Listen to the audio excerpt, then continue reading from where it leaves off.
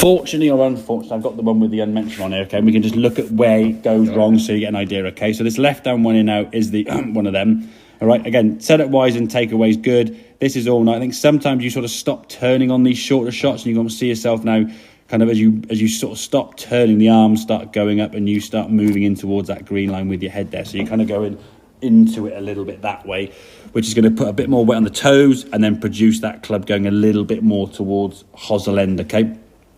As you then start going this way now, okay, as you come in the golf ball, just before impact, we can see the shaft now sort of dissect the ball. The right foot now is a bit up on its toe. Club's kind of gone over the top, out and around, and you'll see when you come through how pronounced left the arms end up, because you just kind of go and you're swiping across it, okay?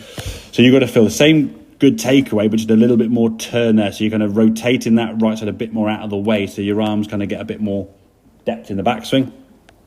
And it's a pretty similar length shot as well, yeah. So just starting to come back down now, your right foot is actually a lot flatter and is rolling in a bit more. We can see the shaft now well inside the golf ball. And as you then turn through, the club now finishes a bit more kind of in front of your chest. It's a little bit round to the side there, but not as far as it's gone with this one here. And again, I think when you want to control trajectory, your body's going to move to the target a little bit more lower left shoulder, and that's going to bring it down. Your hands then just do less. You're not going to try and shove the hands forward to bring the loft down, okay? And if you want to hit the ball higher, as you did a couple of shots, your release pattern's going to be more aggressive, yeah? You can release the club up and under, as you said, like bunker shot. Yeah. A bunker shot is effectively a high lofted shot. If you want to play a shot over a pond, over a tree, anywhere you need to send the ball up there and come back down softly, your release patterns will be that kind of almost underneath, flicky, scoopy one.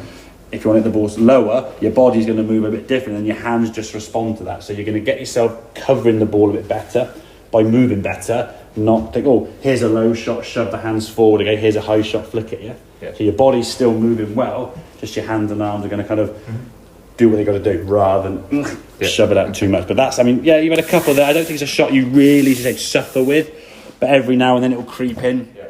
Where I think more so on these shorter shots when you don't turn. I don't really see it. I can't really remember you having many with a long swing. It's more with the shorter shots, really. It's every time's crept in every now and then. And more to the point where you can see when you get it, you just laugh at yourself. It's so few and far between. When you had two, though, you were like, oh, there was a little bit of like, hang on, this is a bit more. One is funny, two is like, what the hell? So when you start getting a few more, then it becomes a bit of a problem. But I don't think you really have many where you've had multiple back to back of you. So I wouldn't massively worry about it. But still, we don't want to be playing golf in the hole of that golf club for me.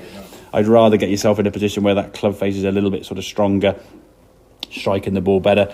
And again, you'll eventually learn different trajectories, different flight patterns and different swings and length of clubs based on the release, the type of club you're going to use and the shot you want to get. So from almost like 30, 40, 50, 60 yards in, you'll have a shot high, medium and low.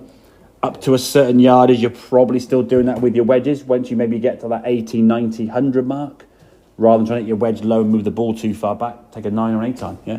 You just change the club up, grip down, so it becomes a wedge length now without a wedge loft. Yeah. That's what you do when you take an 8 iron. You're thinking, oh, here's my wedge. That's got 43 degrees, you said. Here's my 8 iron, 36, 35 probably, with a pitching wedge shaft. Okay, it'll go sort of pitching wedge length, but lower. Yeah, and that's just bring the ball flight down that way. It's a lot easier to do that rather than manipulate the ball position, put your hands forward, change this, change that. Just change one club and adjust the length of the club. That's a far easier way to do it. And plus it's a static change rather than a swing change, yeah? So, all right, buddy? Good stuff.